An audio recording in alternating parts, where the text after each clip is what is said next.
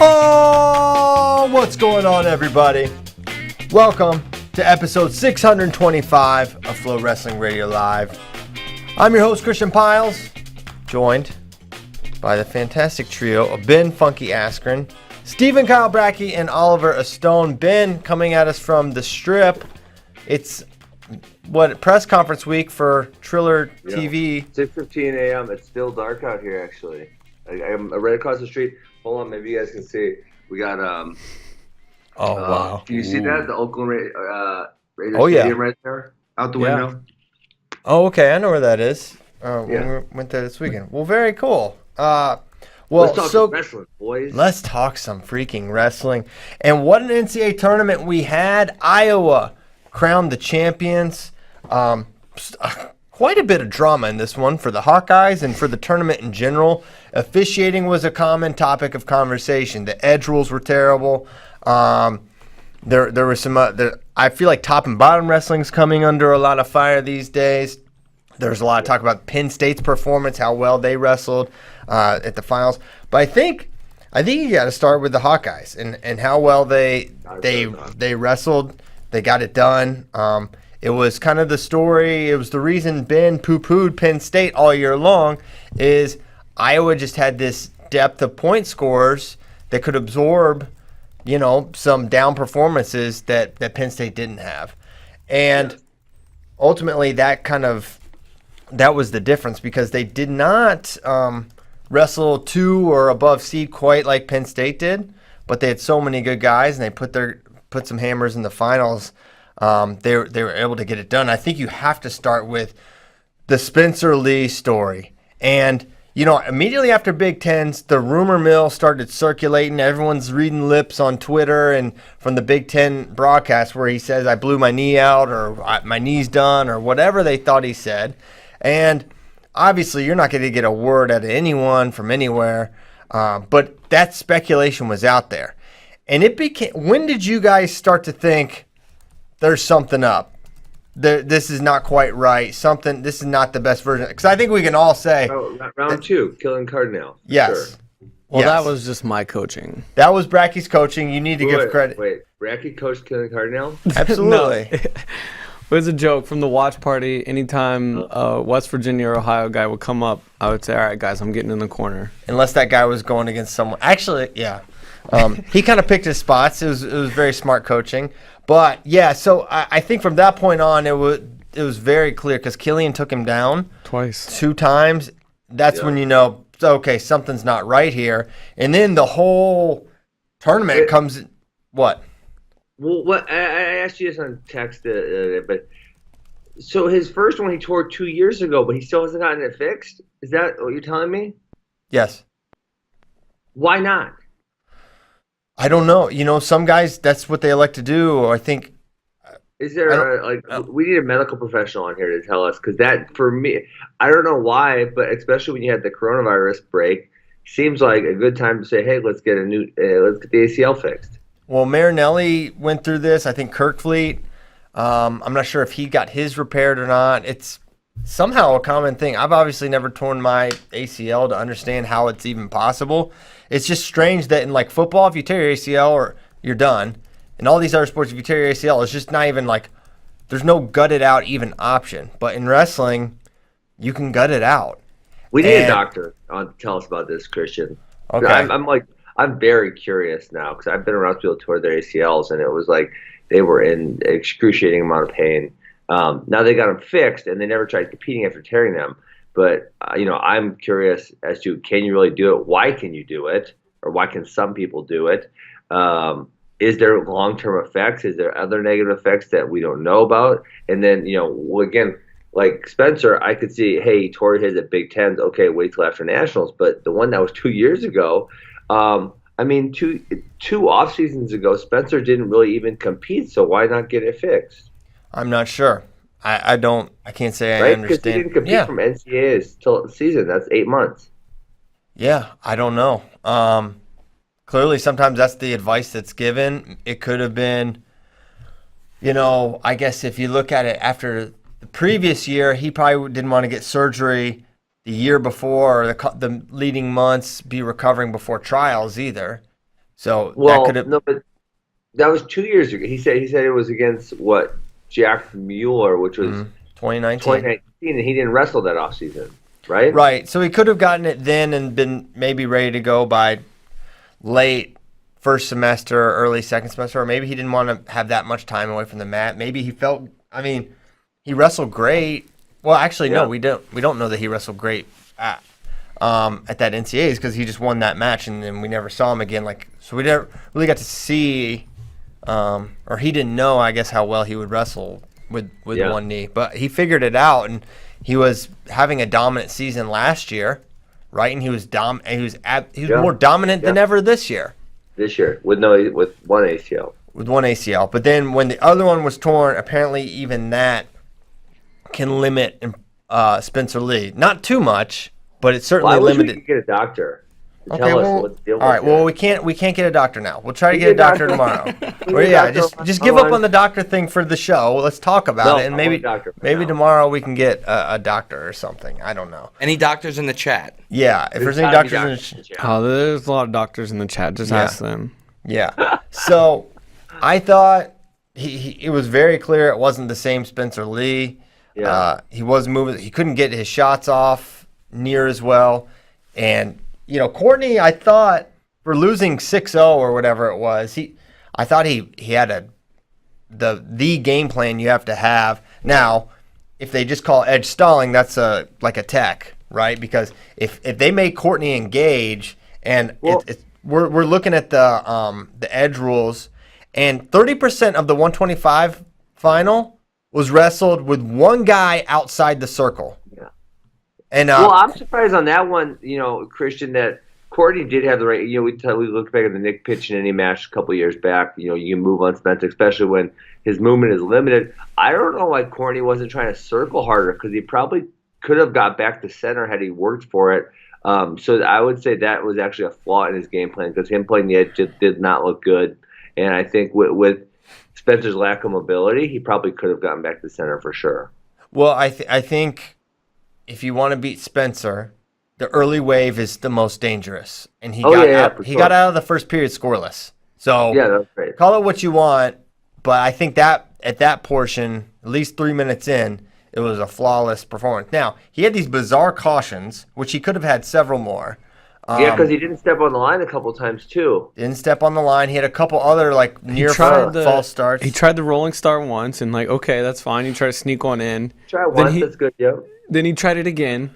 Then he wasn't putting his foot on the line. One time, he was moving as they blew the whistle. Rocking back and forth as they blew the. I don't know. It was really weird. He could have been cautioned a few more times. Yeah.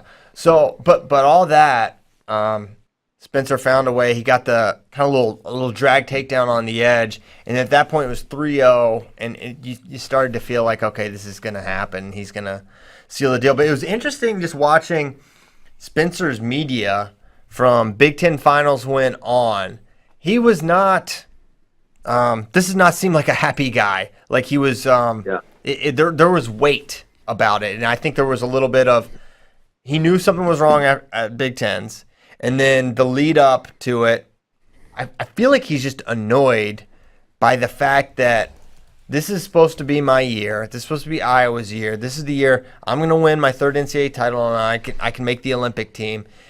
And I don't know if part of it is him maybe deep down being like, I can make the team on one knee, but I don't know if I could do it without any ACLs. I feel like that has to be part of it. And there's no moving it.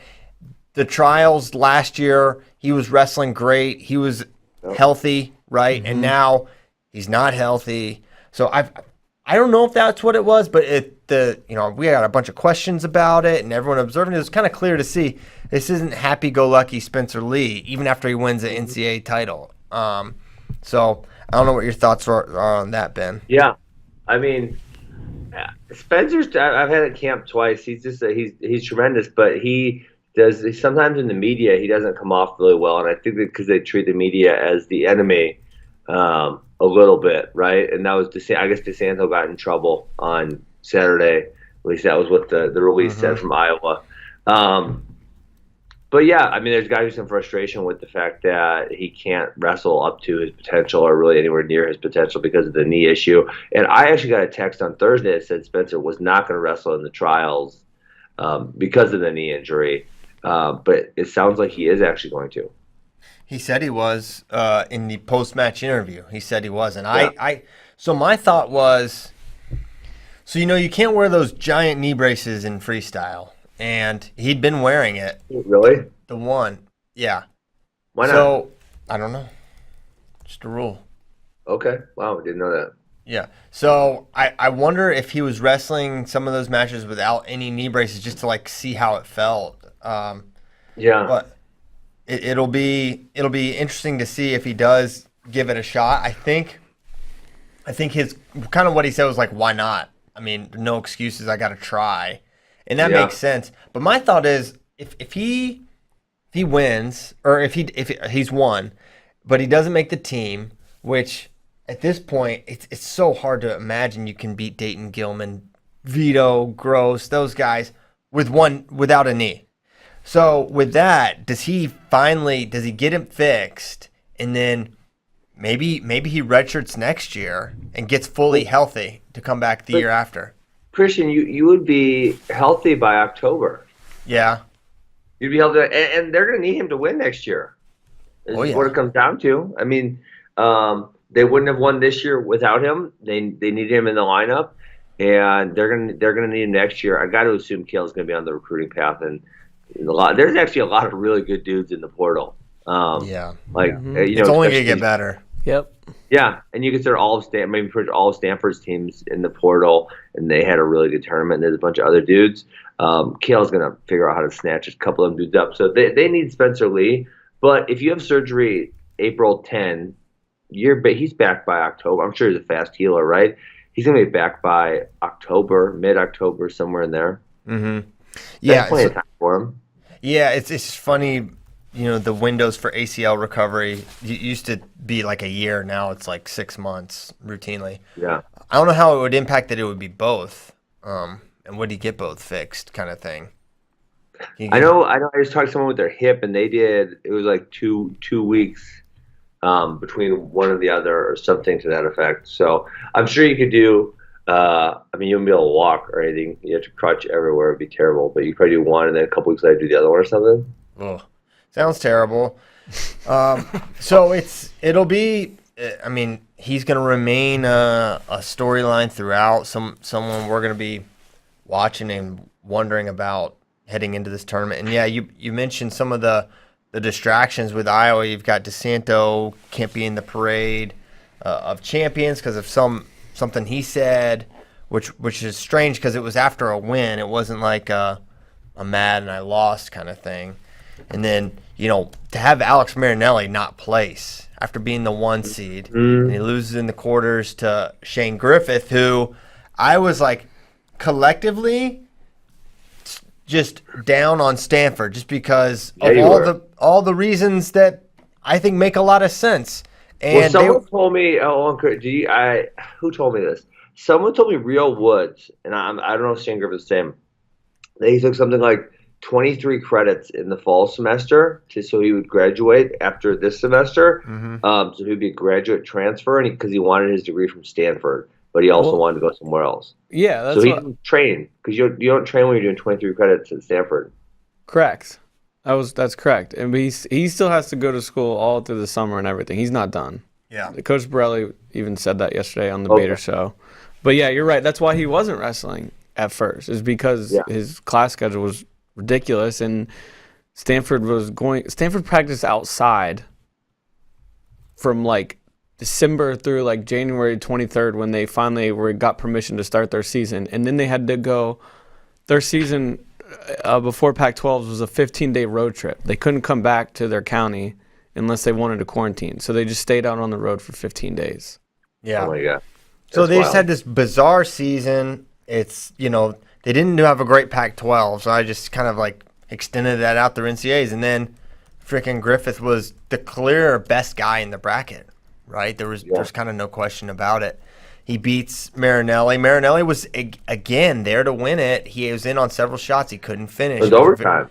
very Mackay-esque in his defeat, right? Like hung around, couldn't finish, and then counter takedown, he loses, and then you never see him again. He's gone. Mackay, I was kind of one off on Mackay. I thought he would win his quarter and then forfeit out. He won his second match and forfeited out. It was very clear he wasn't the same guy. Wenzel. So wait, when did Mackay hurt his shoulder originally? The Wenzel match. Oh, during the season. It was like I might have like it was Valentine's Day weekend. Okay. Yeah. So he's getting it fixed now, I'm sure. You would think. Well, yeah. There's no way he's wrestling at trials. Yeah. There's no way. No. He was having to gut out the schedule match. They just have to be realistic about that. Yeah, and then 65, Wenzel ends up making the finals. And a crazy one because he almost lost in the very first round but to Barzak. Yeah. And then he runs the gauntlet and ends up making the finals, and he made it interesting. But that was wild. They awarded the takedown on the mat to Barzak that would have won the match, and then they go and review it. I never even saw it, by the way. Yeah. I was sorry. Max said he knew Barzak from when he was in New York a little bit or something. So we were kind of watching over there, and I thought they don't actually change calls too much. So when they made the call on the mat, I thought it was probably unlikely that it would get changed, but they changed it because you guys are seeing probably 10 to 20% of the calls being changed. Not a lot. So this year it was the most overturned calls ever. Because they had, well, I won't say because, but you could extrapolate this because they had independent review for the first time, and the refs weren't reviewing their own calls, which you have to assume. So what was the percentage? The most ever? I don't recall. Couldn't be very high, right? I don't think so. Hey, you know what really annoys me when they do a review, but both teams want the review. And they say, we're doing Reds review, and then we're doing Greens review. Why don't they just watch the match and like, hey, here's what happened? Yeah, I don't know. I don't get it. Reviews took way too long. Andy Hamilton started timing them. They were like 3-4 minutes. It's a bad look. For sure. You got to be quick. I mean, it cannot take that long. If you watch the segment like 3 times, it takes you less than a minute. Then you say, here's the call. Here's what happened. Yeah. And many of them, it's a very clear thing what you're looking for. It either is or isn't, and make the call and move on. Yes. So a few. Where do we want to go? Do we want to get into these finals? Because do you want to stay on Iowa? Iowa, Penn State. We should. We should hit on a few more things with Iowa. I think. Yeah. So where do you want to go? I mean, how about the Warner match first round? Come up first round. Listen, ridiculous. This man was pinned. The ref wouldn't call it. They call pins incredibly fast at the collegiate level and NCAAs. I saw so many pins called faster than that. And then at the end of the match, they gave 2 stall warnings within the last 26, and he gets a takedown. So I mean, good on Jacob Warner for continuing to wrestle, but oh man, I don't know that referee might have had a Hawkeye shirt on underneath his uniform. Yeah, I mean, he looked completely pinned, and then you compare it to some of the other pins that Iowa got, like the Ironman Wilson pin, which he's up 6-0. That match is over, right? But at the same point, he was not pinned. The other really bad one was DeSanto Sullivan. Yes, it was a touch fall. Yes. So I mean, those are the kind of things that fuel the paranoia of wrestling fans, but in reality, it's just we had him on his back for 2 minutes. Yeah, it was forever. It was a long time, but I mean, then again, you're up 6-0, win the match, kind of thing. I agree. Cassiope was the obvious Hawkeye that was going to out wrestle his seed. We thought he was the third best guy going into this. He ends up wrestling really well, getting third. Only lost to Gable. DeSanto out-wrestled his seed slightly, finishing third, beating Corbin Myers. That was a match we thought he could lose. He gave up the first takedown, but then DeSanto wrestled back. And I thought it was the most fire I'd seen Austin wrestle with this season. I thought he looked the most fired up, most aggressive, hardest pace. They kind of like unleashed him, and he wrestled great. Hey, so Marinelli put out that post that he'll be back next year. Is Kemmerer going? Because Kemmerer is going to be his 7th year if he comes back. Has he commented yet or no? I thought he had said before the year or early in the year that he was planning on coming back. Okay. But things can change, obviously. And they've got Patrick Kennedy waiting in the wings at 74 or 65.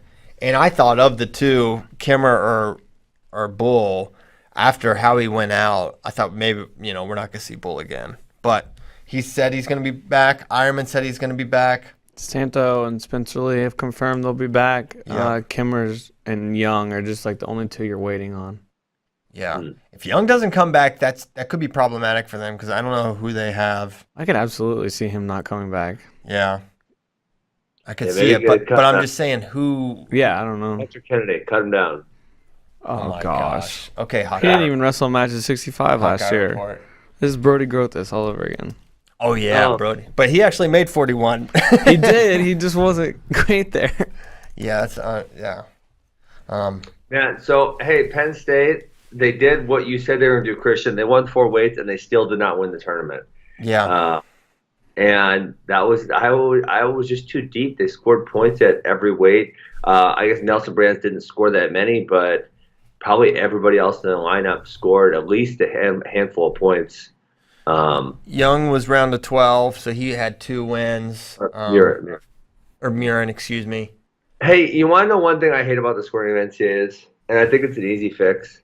I think I brought this up we were doing the show together 2 years ago. And NCAAs didn't happen last year. Okay, so if someone wins their first 2 matches by decision, they make the quarterfinals. Mm-hmm. They lose and they lose. They score 2 team points. Right. Okay? If someone loses their first match and then they get a pin or an injury default, they score 2.5 team points. One of those people made the round of 12. One of those people made the round of 24. What do you really value more? Bonus points, apparently. Apparently they do. But so it's a really easy fix. All you do is double the advancement points, and you come up with the correct solution. You get 2 advancement points on the front side, 1 on the back side, and that way your guys who are making, say, a round of 12 are going to score some points that contribute to the team score. Well, bonus points are bonus points no matter where you score them. Correct. Which I think is, and advancement points are half on the bottom, correct? Yes. Okay. Yeah. So, but I'm saying double them on both sides, right? So on the front they'd be 2, on the back they'd be 1, okay. And I think it would equate to what you value more, right? I mean, you can't, a kid who makes around 24 and has an injury default or they're facing someone easy and they get a pin, that should not be valued more than someone who makes the round of 12. It just shouldn't. There's no way. So yeah, Penn State had a fantastic performance. Are you ready to apologize to Michael Beard? You know what? Michael Beard, he wrestled better than I thought, but he did have the bulldozer that was Rocky Elam clearing the way for some of these 97-pounders because Rocky Elam took everyone out of the damn tournament. Well, he got fit. Rocky Elam took out Eric Schultz. He took out Noah Adams. He took out – who else did he take out? It wasn't Cordell Norfleet? Cordell Norfleet. He took those 3 guys out of the tournament. That was a trail of tears. And he went to Sudden Victor with Miles Amin. Yeah, he was right there. Yeah, Elam was good. Those guys out of the bracket, so they couldn't beat anybody else. That's a good point. So, Michael Beard was better than I thought. I said, you know what? I think I said low AA to round of 12 for him. What I think I said. You also said he wouldn't qualify for NCAAs. You were like not sure he was going to qualify. No, I did not. You guys are putting words. I absolutely did not say that. You guys said which of Penn State stars is least likely to qualify. Given the fact that there are only 6 at that weight, I said it was him because he was seated 6th. No, he was seated 7th, and I said it was him. That was why I said that. Okay, so you did say it was a question whether he would qualify. You said which of Penn State's guys is least likely to qualify. Yeah. Okay. I actually thought Penn State would qualify all 10 at that point in time. Yeah, I did as well. But man, if you're gonna bring up Elam, we gotta bring up the rest of Tiger Style. It was a rough. I didn't do bad, bro. Listen to this. Listen to it. He's got a stat for you. They did. They wrestled under their seeds. That's fine. They were overseeded. I agree. What now? Now you agree. I never disagree with that. I was just happy because I'm biased. 8 of 10. 8 of 10 wrestled below their seed. Certain was 18th, round of 24. Schmidt 6th, round of 12. Hart 6th, round of 12. Mahler 3rd, got 5th. JQ 7th, round of 16. Mako 10th, round of 16. Kent 9th, round of 16. Zach Elam 11th, round of 16. Keegan and Elam, the only two to out wrestle their seed. Shout out Keegan O'Toole. He looked great. And they had a rough round of 16. They had 9 guys still alive in the round of 16. This is the thing, though. It's like the bad seeds make it look like Missouri wrestled bad, but they were just overseeded all along. So it's like they get set up to kind of get dunked on because the seeds are so preposterous, and it happens every year. It's like, just seed them where they should be, and then they can have a regular tournament, and then we cannot say, wow, they massively underachieved. Because I bet, relative to national rankings, they probably didn't do all that bad. But I mean, really, I thought this year was going to be a really bad year for them because before the year, I thought Keegan and Elam would be redshirting, and therefore those spots would not be quite as good. But they didn't have, especially if you take Keegan and Elam out, how many guys did they have ranked in the top 8 coming into the year? And I think Mahler would have been the only one. I mean, Hart was an 8-7 loss to All-American, and he was super close. Mm-hmm. Schmidt was super close to All-American. So I mean, if they get those two guys to win those last matches, they're going to be in the top 4, I think, because the team score is relatively good. Let's see. So they lost to Arizona State by 10 points. So if those two guys win, they're probably in 4th place. Arizona State and Oklahoma State, to me, were huge stories. Yeah, they wrestled really well. How well they wrestled. I mean, Oklahoma, I don't know which was the bigger surprise. I think it's got to be Oklahoma State in some ways. Oklahoma State, for sure. I mean, Sheets placed. He was on the operating table, and they said, wait, can you wrestle? He's like, okay. And then he placed. Yeah, he didn't even qualify for NCAA. No, he didn't even qualify. And then someone has to drop, and then he gets in, and then he places. Obviously, Mastro did not have a great tournament. Dayton not winning is a surprise. Mastro still beat Ragusan, though. Yeah, but he did not do bad. But, you had Gear wrestled out of his 9. Mr. Fast Twitch was the story. I mean, he was a revelation. I feel like we've been talking about Fast Twitch. Like that was, did none of us pick him to win? You had him in the finals. Yes. I just couldn't. I mean, I've been picking Amin for a year, so I'm like, well, I'm not going to back off that now. Ferrari is just so. It's funny for how flashy he is as like a persona and personality. His wrestling is like super solid, very basic. It is athletically reliant. He is insanely flexible. What he can do. I mean, how many times this guy had a single leg like on the dude's shoulder and they couldn't finish on him. He's like a Nico, but a 197 pounder. His reattack double is really, really nice, and he's cutting promos left and right. He did the fake spike. He said he's going. I didn't like that him and Gable put up a friendly post. These guys, listen, I'm gonna tell you, AJ and Gable, right now. If you're going in the WWE business and you pull those shenanigans and you break kayfabe, Vince McMahon is going to have your ass. You're going to be fired. Yeah, I was really surprised by that. It'd have been one thing to have like a private, squashing, but they're both in on the joke, right? They're both in on it. Let's maintain this persona, but it's good. It was getting fired people for that before. Yeah, well, they're not exactly on the payroll, so. Well, soon enough. Are they about to get pre-fired from careers they don't even have? That's tough. So yeah, AJ the winner. He took out Bonacorsi, who, he comes out of that bottom section, and you know what? 97 for the fact that none of us, I think, really got it right. We kind of nailed it because we said all along. Yeah, we were all like Schultz winning. Damn it. Well, yes. Well, you didn't nail it. You didn't nail it, but we spiritually nailed it, Ben, because we all said, listen, there are umpteen guys in the mix here that can make a deep run. That's true. We never wrote off Amin. We never wrote off Ferrari. I don't think we ever wrote off Nino. Now Jacob Woodley, out of the we ranted and raved about his seed being terrible, but we never wrote off guys like Rocky or Schultz so we said this weight is crazy and a lot of stuff could happen, and it sort of played out that way. Yeah, I mean Owen Pence pinning Eric Schultz first round. That was very unpredictable. And then Schultz getting smash burgered by Elam. Yeah, Elam was on fire on the backside. Think about that. Yeah. God, when I saw you at Adams, I'm like, oh, damn it all. Like, we're not going to score. And they took out Adams and then Schultz and then Northfleet. It was wild. Yeah, he was a man on fire. He did great. And then he got revenge against Woodley, who lost him in round 1.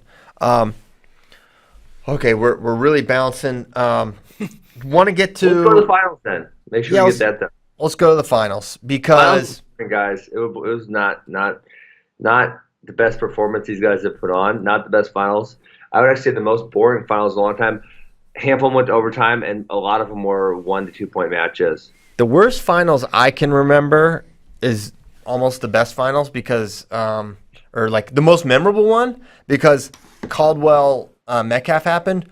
But if you rewatch those finals, that was paint dry. Bad. I don't remember. Nickerson Donahoe was terrible. Was Jaggers Mendez that year? No, that was Jaggers Chris Williams, which that was kind of cool because Jaggers won. But it was just overall not great, especially and maybe it soured me because of how boring the beginning was, but it was not a super memorable finals. But so let's start. They started at 33, which was interesting, and I almost wonder if they start at 125 because we saw that I'm kind of like not a big momentum guy, but then now what I just saw with so after Roman beat Dayton, Ollie was like, is this set up that Penn State kind of waterfall effect where they just all get it going? Yeah. And whether that was related to it or not, it happened. They all won. Yes. But I think we start with the Roman Dayton match, which I was so close to picking it. I explained exactly why and how Roman would win if he won. 1 takedown match, hit him on a reattack, riding time would be a factor, but I didn't have the guts to do it. So no half victories, half credit there. So glory. So it comes out, first of all, there were some terrible out of bounds calls in college wrestling have lost their minds. Bracky and I made it a consistent rant throughout conference weekend and this weekend. They're calling stuff out of bounds that's not out of bounds. Dayton Fix was in on a single leg on the edge, and they just blew it out of bounds when they never went out of bounds.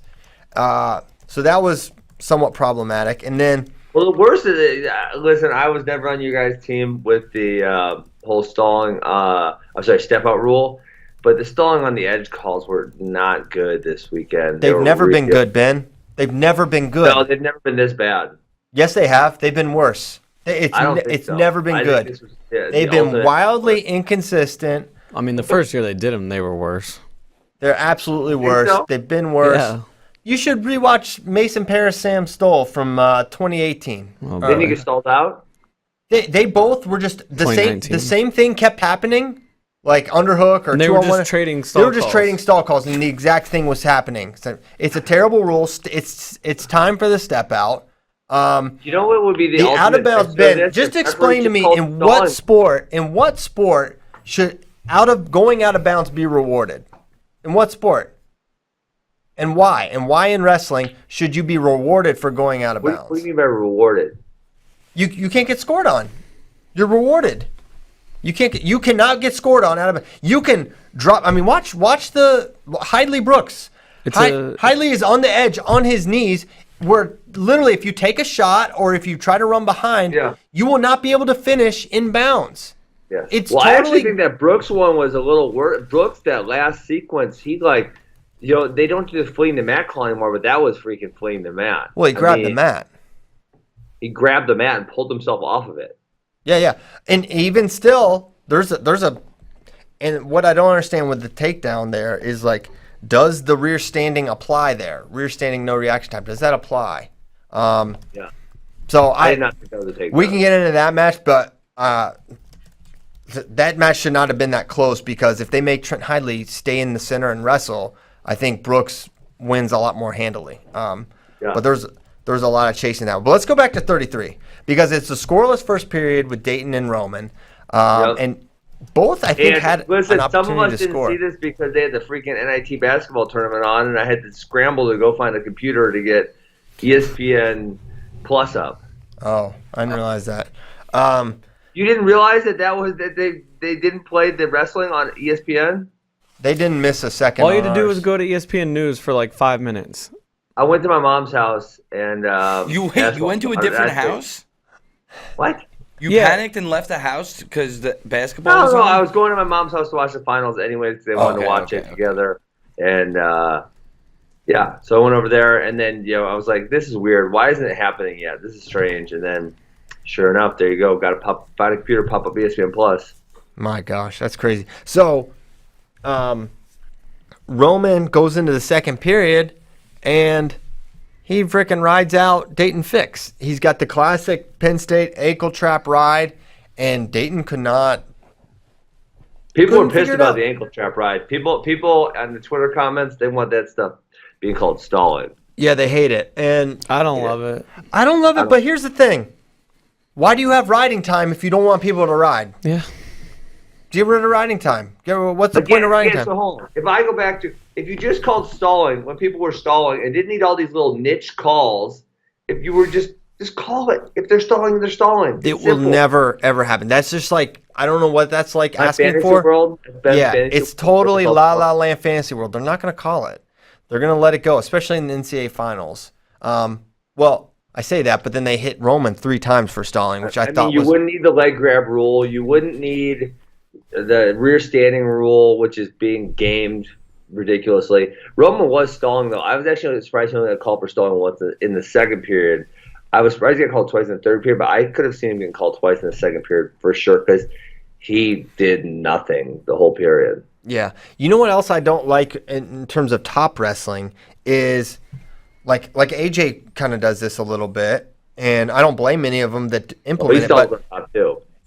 All they do is make it a leg attack finishing contest. We had a few questions about that.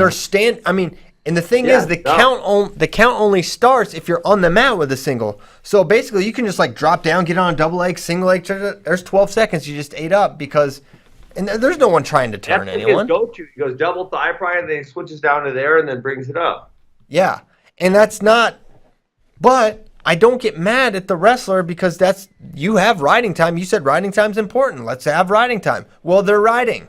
They're not letting the guy get away. So until you make some changes there, I don't think you can get mad at Roman for trapping an angle. You can't get mad. Just call stalling. If the top guy, the rule literally says the top guy needs to try to turn. It does not say he needs to try to stay on top. It says he needs to try to turn. And if he's not doing so, then that's stalling, and we should just call it. Yeah.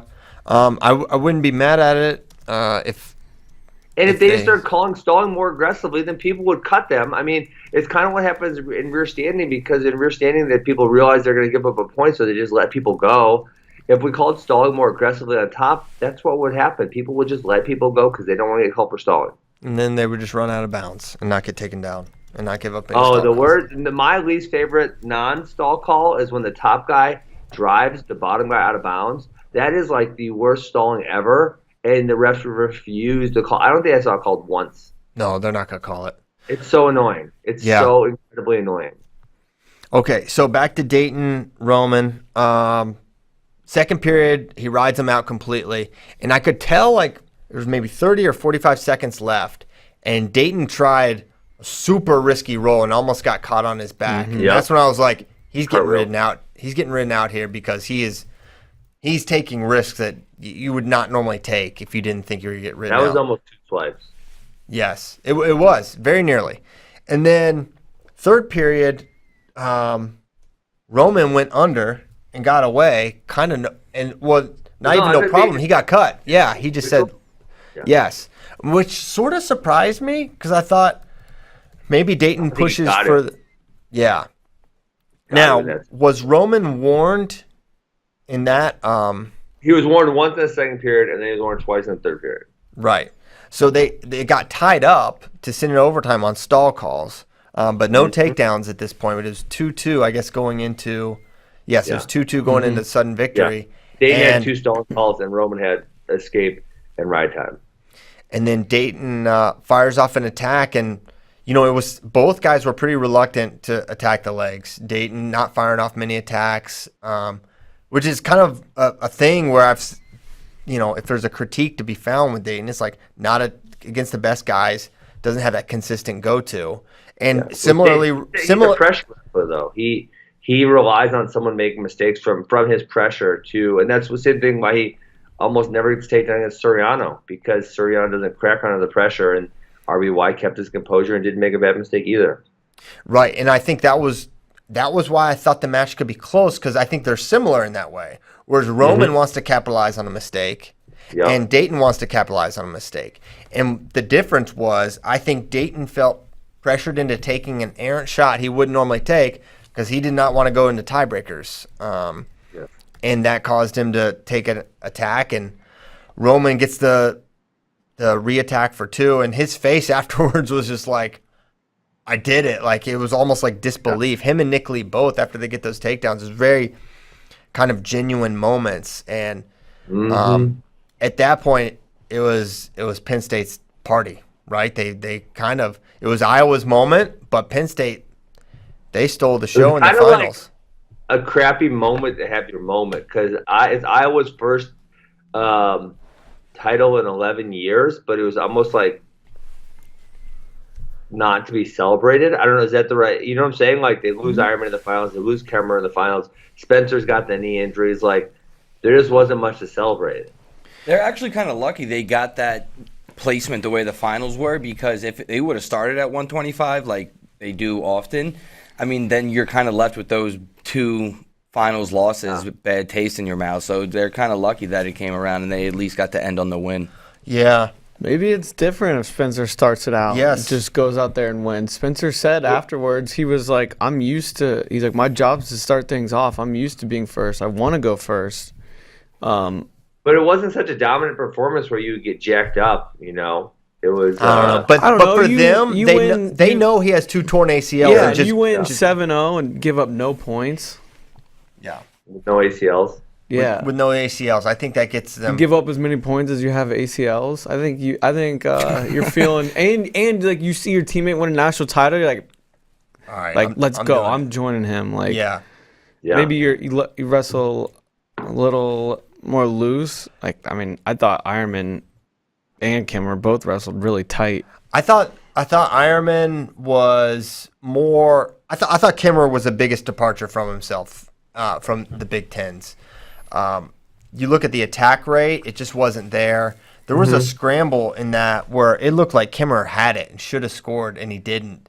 I thought that was a key moment. We bring that clip up? I don't remember. I thought we were bringing some clips up. Well, we have a bunch of clips in there. We just didn't call. We needed to call for them. Yeah, we should call. We should see. Let me see if we have that one. I'm trying to remember what scramble you're talking about, and I'm blanking on it. I'll send it to you. But it was very close, and he didn't get it there. And then you felt like at that point, it was very clear he was wrestling Carter's match, right? Yes. He did not wrestle his match in the first time. In the second time, what we said this about Carter all for.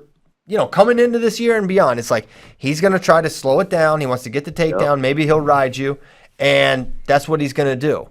And they wrestled his match, and that will bite you. That will bite you. Yeah. Kimmer needed to make it about offense, get it, win the scrambles, multiple exchanges, see what happens, and he did not wrestle that way, and it cost him big time. And it was surprising. And then with Ironman, I don't know what to think. Do you think Ironman versus Nick Lee is going to be close almost every time? For sure. That's kind of how I feel about it. I feel it's like, at least at this point in their careers, it's like a 50-50-ish type match where they're going to go back and forth. That's just, I don't feel like they're ever going to be that spread out. I agree. I'm gonna send you the link here, Ben. You can at least have it pulled up. But there was a definite moment when I felt like he should have scored and didn't. And he couldn't ride him. And, the takedown was just real smooth from Carter, and he got it done. And then at that point, the party was on. And even the final exchange in Nick Lee, Ironman. I mean, Lee hits a post that's so simple, like he's all the way behind Ironman, and Ironman has to like engage with that overhook, and it was just an easy inside trip. And Nick Lee has always been super underrated up top. He's been bombing dudes upper body for years, and I don't know if it's Isn't it all of Penn State though? Because I feel like all of Penn State has a good like overhook, inside trip, step around series, and they don't get really any credit for it. That's fair. Yeah, that's true. I mean, we saw it with Chenzo, Mark Hall, Bo. Mark was always Mark and Bo were always good upper body. They had that in high school for sure. And yeah, so did Nick Lee. Nick Lee, I remember he bombed Kanan Storr, I think, in a big Fargo match, if I'm remembering correctly. Which there's always a chance that he did. So yeah, that was 33 and 41. It was Nick Lee's day there. Ooh, yeah, I can't believe I forgot about this. This actually, right here, where he steps around the leg, like that's almost takedown. Max, my brother does that, and he's so annoying there. And he calls it the possum because he baits the people to step over the leg, and then he sits up and into him. Mm-hmm. It's a really annoying position. Do you think he baited him? Use it. Did he bait him, or did Kimmer just not finish? Well, it's one of those situations where it's like, you don't really. Your other choice is to like straighten your body completely, where you're kind of on your stomach and they can't step over there. But I feel so here. I mean, I'm not in Starter Kobe Staroki Carter's Staroki 10, but it feels like as though his hips were turned into him to allow him to step over. I could be wrong. I know that's what Max does. Maybe that's why I'm thinking that. Yeah. Well, did you just almost call him Starter Karaki? Starter Karaki? That's a great name. Starter. Okay. Now we should watch this clip though. I'll tell you. Show you. Play it, Tyler. It's fine. So it's the shot. Okay, so right here, stop right there. Oh, wow! What the? Oh, we got added. Hold on. It's beautiful. Okay, so freeze. Okay, right. So right here, he could like kind of go. His one option would be. Oh, what happened? We rewound. There we go. Okay. One more time.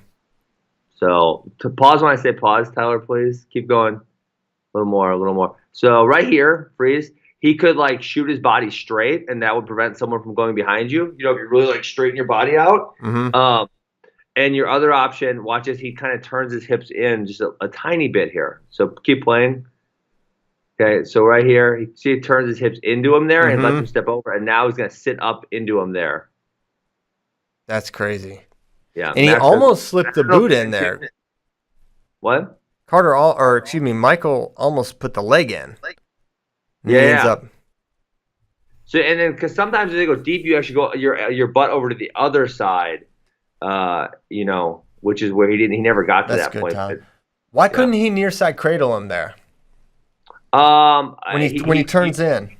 So you can try, but like Max is aware enough of that too, just because you don't need to straighten out too much to not get cradled. You just need to straighten out just enough, because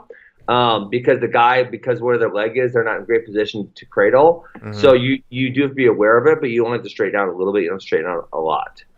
That makes sense. Right. Which I'm sure Carter in the room he's in, I'm sure he's aware of the inside cradle coming in there. I would guess. Yes. So 149 was, we were going into that finals match. JD was working on his betting lines. He was showing me what he had for O'Connor Sasso. And I was like, this should be the most coin flip match you can put in there. So for whatever odds you want to put in for a coin flip, that's what it should be. I think this is a pick 'em. I think it's as close a final as we'll have. And it felt like that was about right. O'Connor got the Merkel takedown, which apparently you don't even like, Ben. I hate the Merkel takedown. Yeah. Why? Okay, well, I have multiple reasons. You ready for them? Number one, in youth wrestling, I have seen 3 elbows get blown out. Well, actually, there was another one this year. I wasn't on the mat, but one of my kids actually did to another kid, and they're like, "Oh, I see why that rule. We don't let them do that move in our room because the elbow goes and it goes backwards." So that's I have the reason. I have no idea how that happens. I'm kind of confused on He's- how he's- he's breaking elbows. He's explained it to me Slide by, so they many get times. there. Uh-huh. I'll say it. The guy gets there. The kid goes down like this and puts his hands on Uh-oh. Oh boy. Oh, he hit the desk too right hard. there and pops it. Okay. Gross. You don't want to see it. You don't want to see it. It's not good. But anyways, either way, that's not really control. I mean, it's not a takedown on freestyle. It's not, you're not even close to a takedown on freestyle if you're there. I hate it. I would say I actually like in freestyle. I don't love how you have to be all the way behind the hips, but I also do like where if you're over that leg, that it's never a takedown. Yeah. You know what I'm saying? So yes, I do. I mean, I think I like the Merkel in that it's a good position to where you can get into a scoring position. But You can go ahead and play the clip, Tyler. Yeah, it's not. But I think the main thing in this one is the final call there, the Insasso O'Connor. What do you say? Man, I don't know. I said no too. I do too, because I don't know why. This is not like rule book checking. There's something about how he had the foot and that the knee. And that the knee, I mean, he definitely had the one leg, and then he definitely had the far foot. But it was something about the fact that O'Connor's knee was still up and into him. It's just, I don't know why. It just didn't seem like so two to I me. want to know what the rule book said. I didn't read it. But if the rule book says you need control of both legs, I would not say he had control of the second leg. I was going to say the touching same. Second leg. He grabbed the second leg, but there was no control of the second leg. That's a good point. That's a good way to think about it, because I was, I didn't really know how to, I couldn't really express I think that's it. what the rule book says. Here, It's kind of like when your friends are helping you move, and then you got the one friend who's not doing anything, and his hands are just like under the dresser, and he's not really controlling it in any sort of way, but he's grabbing it, you know? So that's how I would liken it too. Oh, Okay. okay. All right, here, this is, so head towards the, should be the end of the third, towards the end, if we can get there.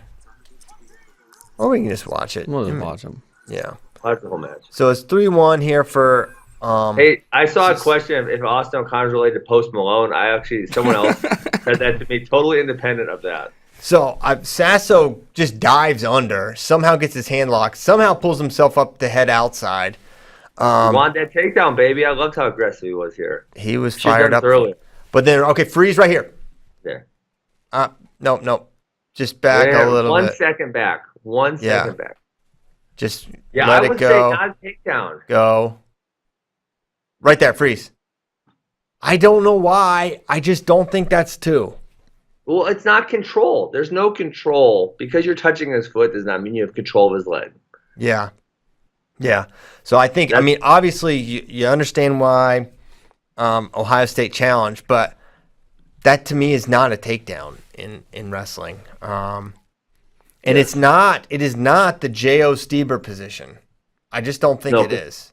He had both legs. Both legs completely under. It's different. And at the time, that was not technically two. That's why they had to make it a. Did you see that one Twitter exchange?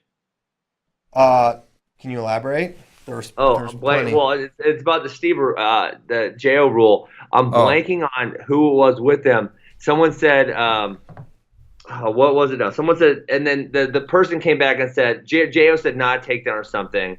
And then he said, no, that's a takedown. And it's literally because of you. Yeah. Because of your takedown. Right, but yeah, I did see that. Of course, Jordan is going to say it's not a takedown when he's training at North Carolina with O'Connor. Yeah. And then someone said, well, that's a takedown. It's explicitly a takedown because of what happened in your match. Right. That is the explicit reason people think that it could be interpreted as a takedown. But I think the way the rule is, the way I've seen it called, I think that's no two. And I go no two.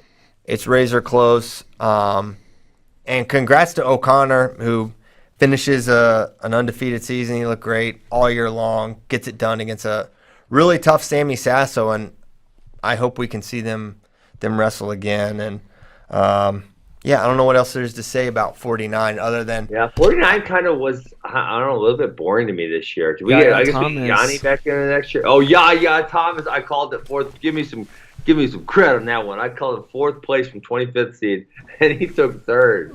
He freaking was on fire. And like the thing was, it wasn't like he was. Well, first of all, shout out Yaya Thomas. Second of all, Yaya Thomas's dad has to eat his hat because. I think we should absolve him maybe of that. What's up with his hat? From Yaya's. I don't know what his hat is about. After Yaya's You don't awesome know about the performance. Hat? Well, he wears a hat. I don't know why he wears a hat, but yeah, what's up with the hat? it's a cool hat. No, It's a cool hat. You don't know that about the hat eating bet, Ben? I do not know about this either. No. Okay, so after we said that Antonian could beat Storr in the second round, Yaya's dad said, if Antonian beats Storr, I will eat my hat. Well, he beat him. But then his son got third.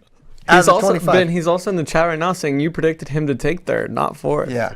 No, he said did fourth. I gotta go back to Doc? Dude, you guys need to give me a pay raise for being like the Oracle over here. Ben, You'll get you the were same terrible. credit for You that. had Andrew Yeah, Siniglia. yeah, you get the same credit for that Andrew as the blame you Siniglia. get for Siniglia. You cut it out.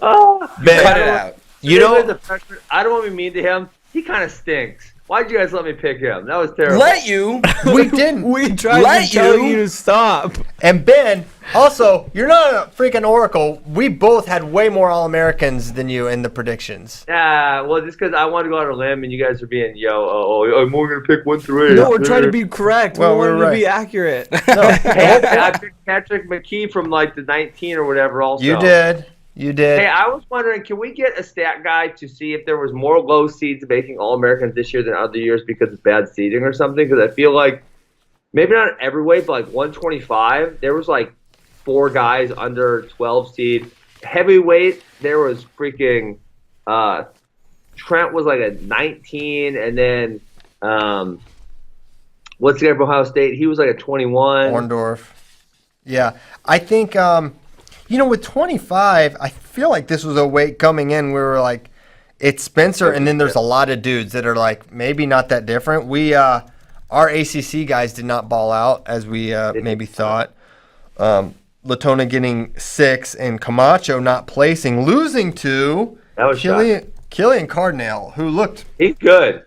He's just good. Yeah. He's really good. I didn't know he was that good. I think even Steve didn't know he was quite that Why good. did his results not reflect that? What's his deal, Kyle? Injured, right? He had a hurt shoulder, and I think at the beginning of the year was struggling to figure out how to exactly wrestle through that. So he had a kind of a slow start. He lost to Nafy and Ferry, but then as the season went on, I think he picked up some confidence and was really figuring things out. And man, from Big 12s on, he lost to Vega, but then he beat Vega at Big 12s and then was just on fire at NCAAs. Yeah, he's good. Yeah, I wonder if because he only beat Cody Russell 7-6, did he get some more confidence just taking down Spencer Lee twice? It was like, oh my gosh, I just did that. And even though it was like for different reasons, it didn't matter what the reasons were. He just kind of believed a little bit more. Yeah, because he was a low seed, Barnett was a low seed, Patrick McKee was a low seed. McKee went all the way back to third place from 18 or something. He was the 15, and yes, he was on fire. He won the Gorian, I believe. He looked fantastic. You did think he was going to lose to Noah Certain in round 1, and then he. I thought I did pick him to All-American. Almost on the Noah Certain match, he was down 6-0 in the third period. I know. And then he majored him, right? 15 to 8. 15 to 8. It was the entire tournament was so Pat McKee, except he needed to lose to one rando at some point, which he did not do. Yeah, but other than that, 6-0 to Noah Certain going into the third period, I believe. He is. What a savage. He went from losing to Dylan Chauver in the first round of Big Tens to being ranked third in the country. Yes. So crazy. Well, Barnett did place at Big Tens, and he All-American. Yeah. Yep. Tier 2 now, guys. Spencer's Tier 1. Barnett's Tier 2. He's Tier 2. Tier 2. Yeah. Undeniable. Yeah. Oh, will You're you right. guys kick him out next year when Glory and Vito come back? Will you kick him out of tier 2? We might have to. We might need to make a tier 3 because I don't think he's in that tier 2. Do you? Man, I've been so impressed with Vito Arujau. I haven't seen as much of Patrick Glory. I don't know. He hasn't been competing at all. Patrick Glory kind of went wild on Twitter. Oh yeah, he did. Did you see this? What happened? He was just like, he started saying how NCAAs is stupid with no IVs and all that stuff. He's like, the brackets are an embarrassment. Yeah, he said he said like 125 was an embarrassment, I think. And then someone was like, yeah, like you wouldn't want Spencer. Everyone anyways. just was like, at Spencer, at Spencer. And then he said something about how and he's like, well, this had nothing to do with Spencer Lee, but if you want to go there, he ducked me twice. Fire. But he hasn't been in the streets at all. I mean, Vito Arujau, I've been out here wrestling everybody. Patrick Glory, I haven't seen him. He's hiding in Princeton or something. Hey, I'm totally off topic, but 197 is really good. There's a lot of guys. And we get Brucky and Darmstadt back next year. 197 might be my favorite weight class going into next year. Yes, was It's Brucky so in the good. portal? Did I misremember? He's going to Michigan. Oh, that's right. Yeah. So is Miles Amin not going to use another year, or is he going to go down next year after the Olympics? He'll probably go down, huh? I don't know if He's he'll not be a big back. guy. I don't know. I don't know if he'll be back. How many of But these guys are going to come back? Brucky's already announced he's going to Michigan next season. And he was taken this year. Even before the Ivy said that they weren't going to compete, he said, I'm taking this year. He needed surgeries. I'm getting my surgeries. I'm getting right. I'm going to Michigan. Yeah, he definitely ain't going 84. I know that much. Yeah. He's huge. Big man. I think Earl Woods is going to end up in Michigan, too. I've been calling that one. That makes sense. I think Griffith to Penn State makes a lot of sense, too. Just the need, et cetera, et cetera. Maybe he won't, but it's my thought. I know Penn State's on his list. Shane Griffith has the list, and Penn State's on it. That's the only one I know. Rutgers? He's on their list. I don't know. Because Rutgers would make sense now because they got All-Americans at 74 and 84. Jackson Turley, he was like a 25 or 26 seed All-American. He was apparently a backup until a couple weeks before. It was the first time Rutgers had 3 All-Americans. But who's the third one? Excuse me. 74, 84. Poznansky. True freshman Rivera, Poznansky, who was Rivera. almost in the dang finals. He was a revelation, too. The pause. He's good. The pause for real. Poznansky beat Parker. I remember I was so annoyed because Poznansky beat Parker at UWW's in November. And I'm like, who's Parker? Who's his bum Poznansky? But then I guess he's really good. But Yeah, he did beat Parker beat him for third, I think. 5-4, yep. Yeah. Great opening tournaments for Parker and Keegan, man. They were awesome. Absolutely. So Keegan was right there in the Wenzel match. I think he needs to get a little bigger, a little stronger. He's just not quite a full 65 yet. You can tell he's got the frame to get bigger and stronger. And he's not weak. It's just like a couple positions he can kind of get run behind in. You can never play in your opponent's wheelhouse. That's what I told him after the match. It's like Wenzel's really, really good there. Go to a head inside single. Go to something else. Don't keep freaking going to the same position when he's really, really good there. Yeah. I mean, I was impressed. Kekheisen, he looked good. He beat Bolin, which we knew was going to be a tough match for him. And then Britt Wilson, who was awesome this tournament. He kind of came out. I didn't realize he's from Mexico, Missouri. Zoo missed on him, huh? Yeah, they could have. It ticks me off that there's a place called Mexico, Missouri. Yeah. Why? That's stupid. Why is it Mexico, Missouri? I'm pretty sure there's a Mexico, New York, and I know there's like a Peru, New York. Well, There's a Moscow, Virginia, Yeah, in Mexico, they'd say Mexico, Missouri. Missouri. It's one of them's. That's one of them, yeah. It was formerly known as New Mexico? No, there's a state called New Mexico. So a Mexican on the podium, Britt Wilson. Yeah. Boom. Hey, we gotta keep going. Wait, 50. We gotta go back to 57. How about Ryan Deacon? I don't know. Maybe he got corona or something. He did not wrestle very well. That match in the quarters, Franek all but shut him down till like 2 seconds left. That was crazy. That was crazy. You could tell it wasn't the same Deacon, and then he got pinned in a half by Jesse Della Vecchia, who we all universally underrated. Maybe especially me, probably especially me. I But definitely did. So. I had Bergie going on a run there, which he did beat Caleb Young, but then he got hurt against Della Vecchia. We never saw it again. There's the pin of Della Vecchia against. I mean, how smooth is this transition to over the top? Wait, hold on. He's so good from this position. Yeah. Watching the rider coaches go crazy was awesome. Yeah. After he pinned them. It was a cool Riders seem moment. like they did a good job. They got a lot of scrappy dudes. Whoop, right there, and that's just Buried him. frozen. Pop. Classic Long Island top wrestling right there. You know what's a sure pin when the ref's just like looking at it and he goes, Yeah. He does the slow. Hey, and then so they protested this and we must not have had it on here, but I don't know why that is illegal anyways. The double, what do they Kickback? call it? Thank you, yes. Why is it illegal? I've never seen anyone get hurt there. yeah, I don't know. I guess I'm sure someone probably did get hurt. it's probably rough on the knees there. Probably Well, it can be dangerous when guys like jump into it. Yeah. But like that right there was fine. Well, have but you ever seen anyone get hurt, Kyle? Because I cannot think of a time. I in my can't life- recall of a time where I've seen it, but I also haven't seen anybody get their elbow snapped in a Merkel, and Yeah, I apparently haven't- it's a I haven't pandemic either. that's affecting You guys know why wrestling. Well, here's the problem: is you guys aren't watching enough low-level wrestling.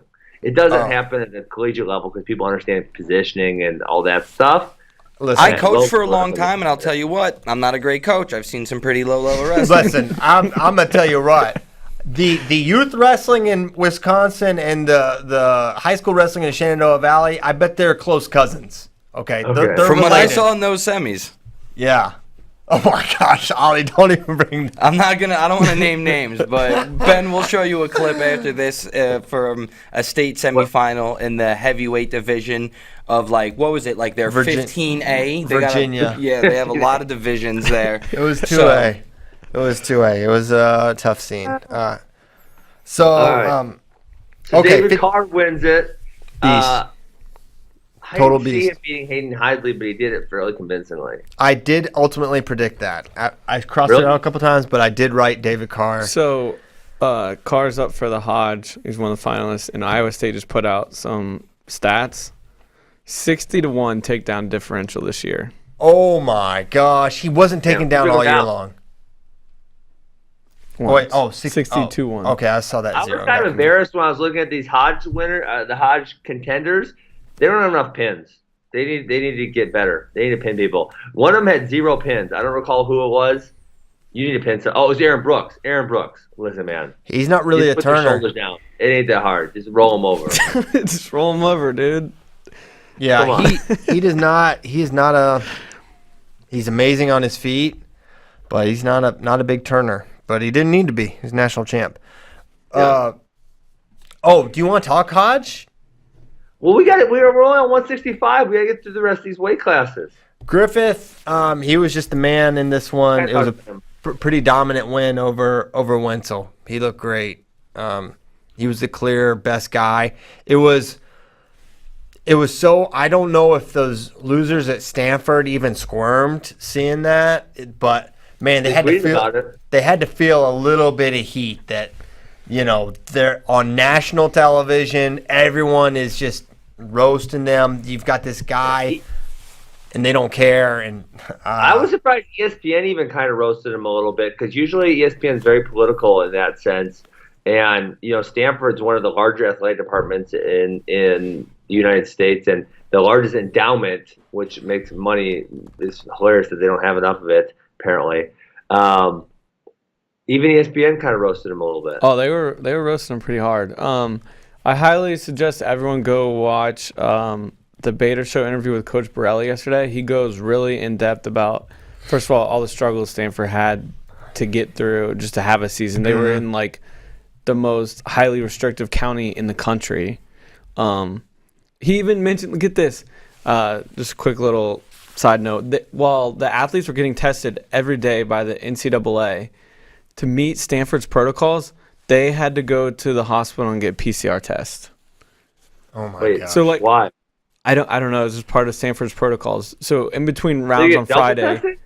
yeah. So just to meet Stanford's, because they were doing I think the antigen instant testing with the NCAA. So to meet Stanford's protocols on Friday, they had to go and do PCR testing at a hospital. You're talking about at NCAAs. Yes.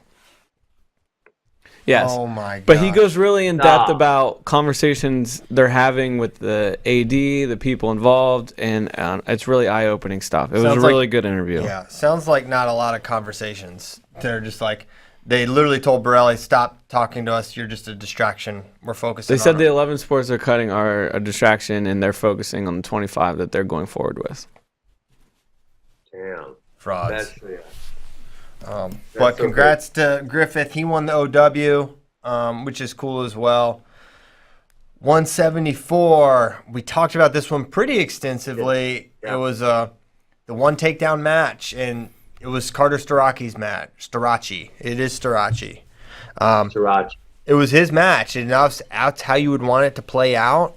And anytime you get someone, just like you were saying with Keegan wrestling Wenzel's match, when you go and you say, okay, I'm going to wrestle your thing, it can go the wrong way, even if you're better. And Kimmer was better all year, but it didn't matter. It was all season he got guys to wrestle his match. We talked about it the whole time. Massa, Romero, Labriola. Mm-hmm. And if they fell for it, he did good. Yeah. And he got it done here.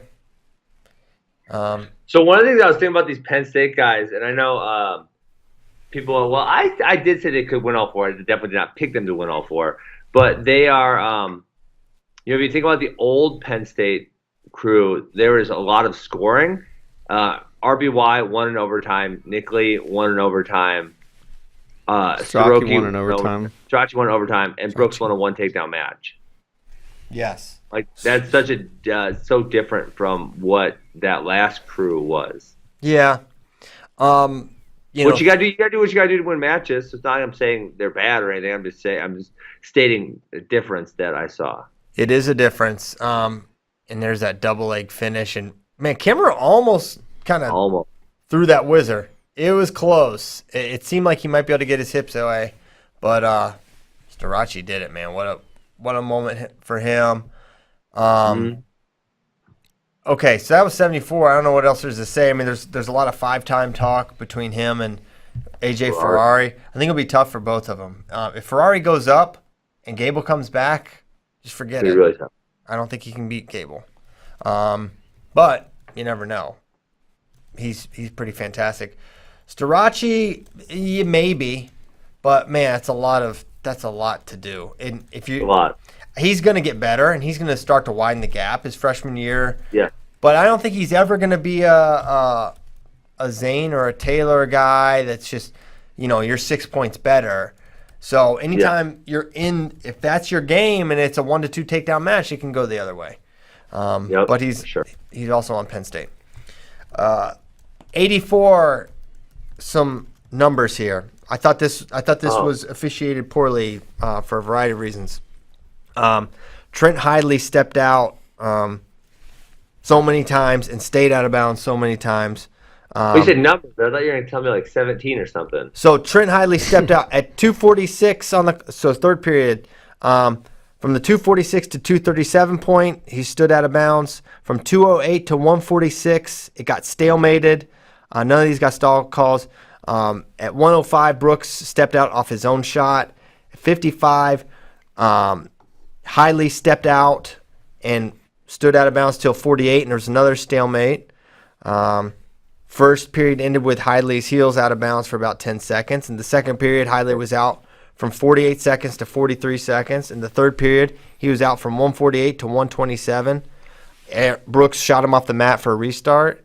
At 47 seconds to 37 seconds, he stood out of bounds, Trent Hidley. There was another stalemate. And then Brooks went out of bounds with 22 seconds defending a shot.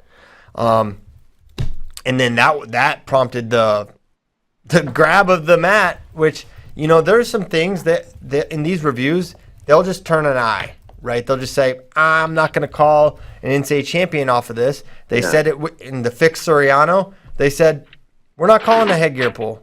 And they said, here with this one, they're like, we're not going to call a mat pull and make this guy the champion. Now, what is interesting is how close this was to a takedown. And I'll tell you when to freeze it. Right. Well, can I freeze real quick? I said one thing with me first. Okay, yeah, go. Man. Why don't this is not Trent Hidley, this is somebody else. Why don't they pull it back a little further? You have 23 seconds. Pull it back to the freaking center of the mat. Give yourself some space. Don't pull once and then dive on it. Yeah. I think he felt the. So watch Brooks's left hand, right. There's a tuggaroo. Now. He tugged. Now, right there, see, here's what I don't understand. And this is what happened with the Nolf Hidley takedown, is they said it wasn't rear standing because it started on the mat or it started on a single leg. It was a weird. Yeah, I think, Christian, they define rear standing as like you have to be rear standing prior to them coming down. Yeah. You know what I'm saying? But what is so stupid about that? Well, it just from a rule standpoint is like you can get to the exact same position, but in one scenario it's a takedown, but in another it's not. Yeah. But there's no difference. It's like the same amount of control. So it either needs to not be a takedown or it needs to be reaction time, or that position needs to be 2. Because you're just adding unnecessary nuance, and you can't say that one is a takedown and one's not when it's the exact same position. So this whole this match was just not officiated well. You let a guy be out of balance a ton. You let one guy grab the mat. They called a not takedown, and one of these may just be the rules are bad with the rear standing. Yeah. But either way, I mean. Also, like someone brought up in the chat, like, well, it's because they were reviewing the takedown, not that he pulled the mat. Well, they can well, call you anything. see it. Well, right. you could still see it. Can they call anything, or do they have to? Because they always Well, like, what are you challenging here? That's what they always ask. If That's what I was saying earlier, Kyle. It's like when they throw multiple bricks and they say, well, I'm going to review this, and then I'm going to review that. It's like, how about you just watch what happened and make the call? Yeah, I agree, Ben. Were there no stall calls in that entire match? Maybe a warning. I think there was a warning. I don't think there was. That is insane. This was not a fun match, really. So much out of bounds. Wasn't very fun either. No, AJ just kind of rolled. He got that first. It was a single from AJ, and then re-attack Nino, and then a re-attack from AJ. Blew right through him for the 2. And Nino was just never close on a takedown. Yep. AJ just really solid from everywhere. And then heavyweight, Gable got it done against Mason. It wasn't close, but he did not get the bonus point there.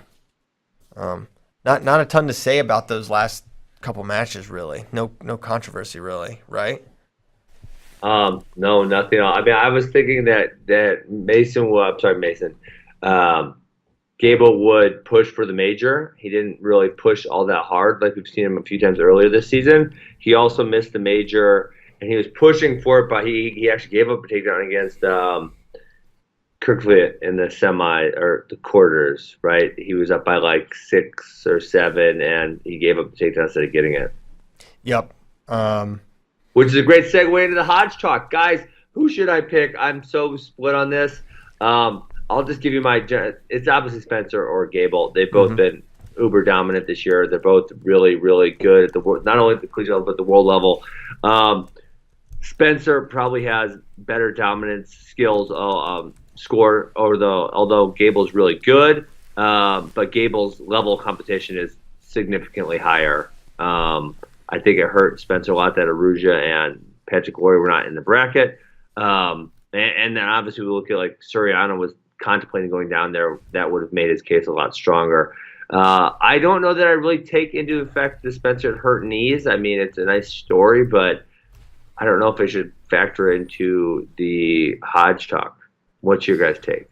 Well, you don't have to subscribe to the criteria, but I think if you look at the criteria, it should be Spencer. Even if you but you give Gable the quality of competition, which I think you unquestionably have to. Have to.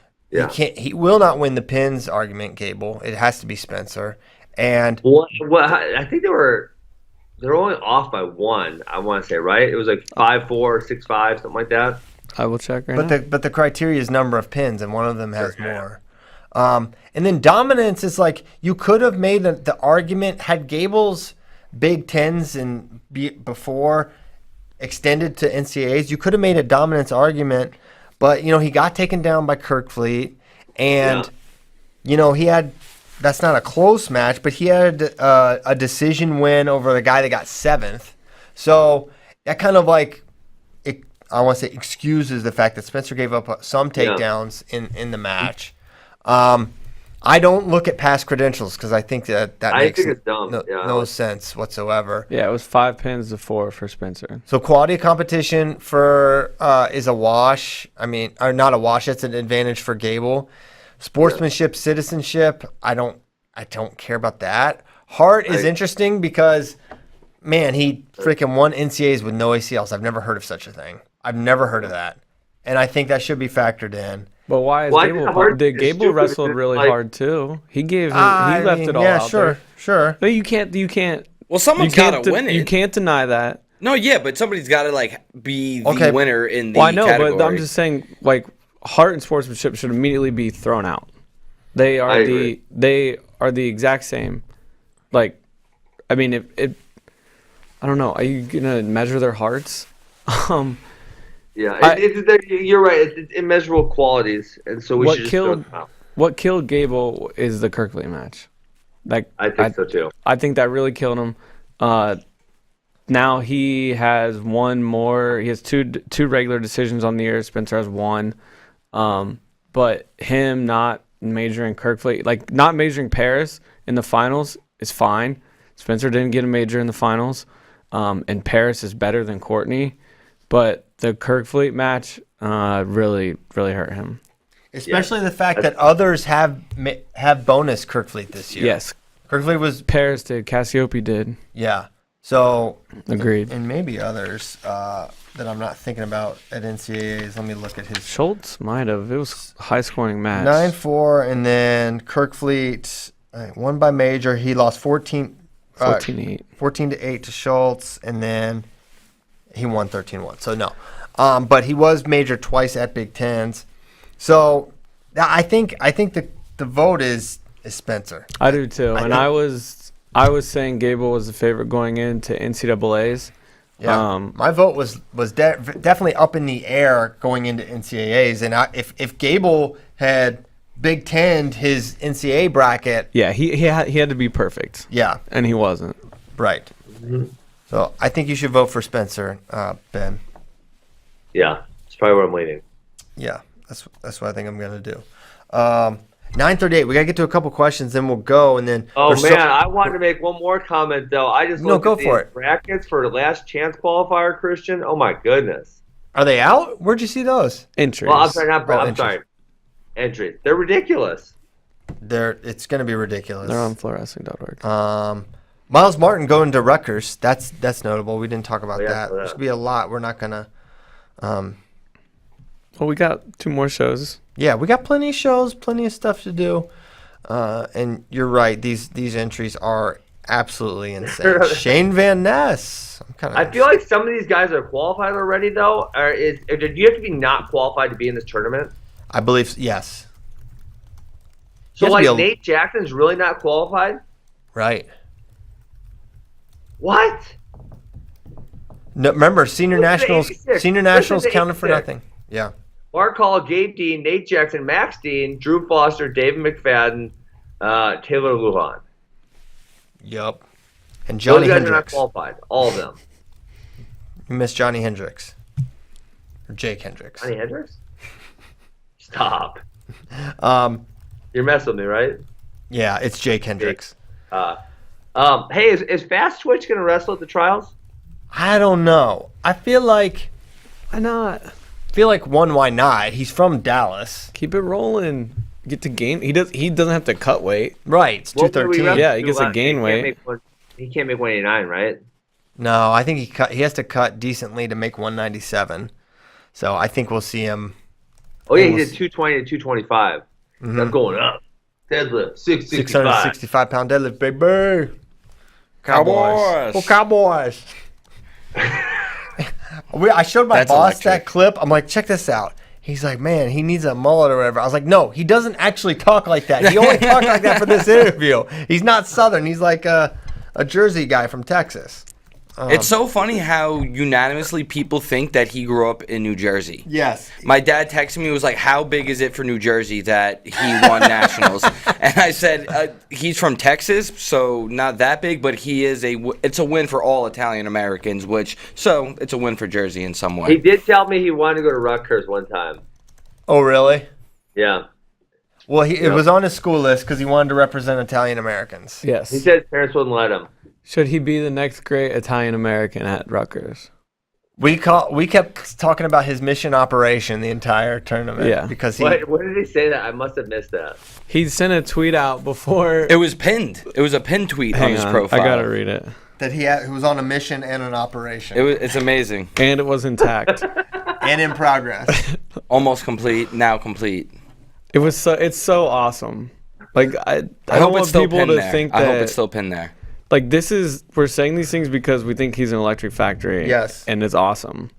He's very funny. It's not so pinned, and he has retweeted a lot. Okay, here it is. Nope, that's not it. I'm not even close. He has tweeted so much. Or just retweeted, I guess. A retweet factory. I don't blame him. I'd be retweeting all this stuff too. If I was an NCAA champion. Hold on. We were on Fast Twitch though, after his U23s, we were like, okay, this dude can win it. I was on him after I saw the TikToks. Here we go. Big 12 championship mission in Tulsa, Oklahoma. Mission successful. The final operation, NCAA championship gold, is intact and in progress. The mission and final operation will be completed in St. Louis, Missouri. Date, March 18th through March 20th. Mission and operation. So then now everyone's tweeting us mission operation all day long. And I love it. Mission operation. It was a good mission operation.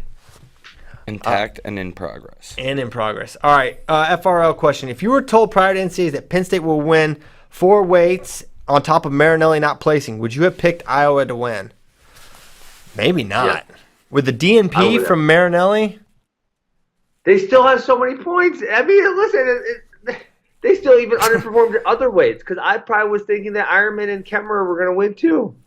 Yeah, for sure. Has there been more or less crying and belly aching about Penn State this year, despite the fact that they didn't win a title? What's that Why mean? feel fine about it? I don't know. Just that they're good? I'm not sure. I don't think so. I thought you guys might know what that means. Some Penn State fans are trying to say, like, they'd rather have 4 champs than the team title, and you're just lying to yourselves. You're lying. It's okay to be happy with 4 champs and not like being in second place. Like, you don't have to try to spin 4 champs as being better than a team title. Yeah. It does feel shitty, though, for Iowa to win that team title and have Penn State party on them with 4 champs in the finals. That would not be fun. I would not like that. It didn't, Tom's interview afterwards, it did not seem like a, and I think, you're right after the moment of, he already knew he had won going into the finals. Mm-hmm. So now it's like, okay, I need to get these champs. And then you're kind of processing, you lost 2 or 3. These are the ultimate competitors. So he didn't seem like no one seemed all that happy other than, some of the champs afterwards. But Kale was like, he was disappointed. He's like, as great as guys wrestled, Kale was like, we need to win. The goal is winning it all. Yeah, it bothers him. It clearly bothered him, which, like, he was really proud of the guys that won and thought they wrestled awesome, but he was like, anytime you lose, he even said that anytime you lose, it stinks or something like that. Okay, so yeah, I don't know where I was going with that, but I said it. Well, I was thinking going into this tournament that it might be a couple of years till Penn State wins again because Iowa has, all of their guys back again next year. And then obviously Penn State would then graduate Roman and Nick Lee, which is a whole bunch of points. Now I'm more feeling like if Penn State can fill one of those spots with someone really good, that they're probably going to win next year. Yeah, it just feels like, I don't know why or how, but it feels like Penn State will win next year. You got 4 champs coming back. Kirkfleet will get better. Beard will get better. And if they can get... Where are the additional points coming? 49. Do they wrestle? We're talking about Penn State. They got to get one more spot. So either Kirkland's got to get better, Robbie Howard's got to get better, or they have to get someone at 49, 57, or 65 who can make a difference. And listen, that could be Shane Van Ness potentially. Yes. I was gonna say you could wrestle Van Ness this year, red shirt. Bo Bartlett, and then he goes back at 41. He goes in at 41, and then 65. I mean, Jolie's not the solution there. They're gonna need not for the Penn State standard. They're gonna need a transfer or to cut Facundo down to 65, which I don't know if that's the plan for him or not. If they get a transfer, if they get a Shane Griffith, then obviously he would go 65. If not, if Facundo could potentially be the answer. He could be solid. I'm not sold he's gonna be a title contender right away after that Kyle Valencia match, but potentially. Yes, I agree. But I also like Facundo's frame. I feel like he could be bigger, and I feel like with Starachi, Brooks, those guys could eventually move up, and then maybe Facundo goes 74. Really, you think so? I think Brooks. I don't feel like Brooks is big. Am I wrong? I don't think he'll go up next year, but I think at some point he'll go 197. Really? Yeah. He's over 200. I know that. Maybe he will. Maybe.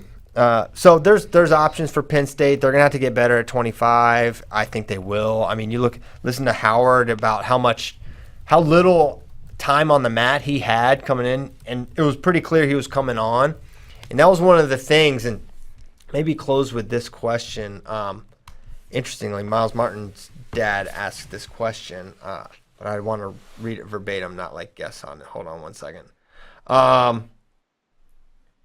He asked, we all know the season is a grind. Long season takes its toll on many, less traveling, lack of in-season tournament where guys hit and get that feel, etc. So curiosity has me wondering, who benefited the most with a shortened season as well as no Ivy League? That's my question. I feel like, so my answer to this is like the true freshman. I felt like, I think of a guy like Robert Howard as someone who would have really benefited from a full year in the lineup, hitting a couple opens where it's not as tough, hitting some Big Ten duels, wrestling at Big Tens, and then feel like you could kind of see the glimpses of what he could be, but he just didn't quite have it for this year. But I feel like someone like him, I feel like the older guys, the seniors that have been around, that know the deal, I think it benefits them because they're the guys where the accumulation of injuries rears itself. So I feel like making weight. I think the guys that are the weight cutters benefited the most. I don't know if it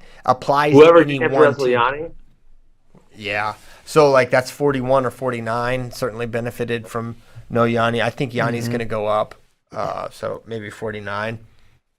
Although I think someone like Sasso is never going to match up well with Yanni, in my opinion, because where Sasso's great, Yanni's elite. But someone like O'Connor can kind of fit that McKenna sort of style. Really fundamental. Can score quick, nice attacks, good on the mat, competent in scrambles. I think he could make it a little more interesting. So I guess that would be the answer. Ultimately, the guys that benefited the most were EIWA wrestlers because they got so many qualifiers that they should not have gotten. EIWA did terrible at NCAAs. It was just awful. Well, they took all their best teams away. Well, I know, but if you look at the seeds and you look at how many they got in, it was atrocious. 2 All-Americans. 2 All-Americans and 43 qualifiers? 45. 45 auto. I'm not sure. I need to go back and look and see how many at-larges they got. Terrible. I mean, they did. So, I mean, it's just, but it was pretty, we said it all along. As soon as the allocations came out, we said this is going to go terrible. They're not going to wrestle that. So yeah. They had 23 wrestlers go 0-2. Oh my gosh. Ouch. That's bad. That's a lot of EIWA guys at the barbecue. That's chunky. Okay. It's 9:50. My Shout gracious. Shout out Obrats for that. Shout out Obrats. Shout out to you. Shout out to Ben. We got to go. I'm going to Ben. get coffee. The coffee place wasn't even open before I had to get on the show this morning because it was so early. At Vegas, Bullcrap. everything should be open at all times. 24/7. I walked downstairs, not open. Man. Well, enjoy Vegas. It's a terrible place, but I hope you have fun. We'll be back tomorrow. Plenty of NCAAs to get into. Maybe touch a little bit of Last Chance, but a lot of NCAAs still to talk about. Last chance Thursday. Last Chance is Thursday. So tomorrow's our last chance to talk NCAAs. Except we'll still probably talk about Thursday. Thanks so much. We will be back. Have a good Tuesday. Later.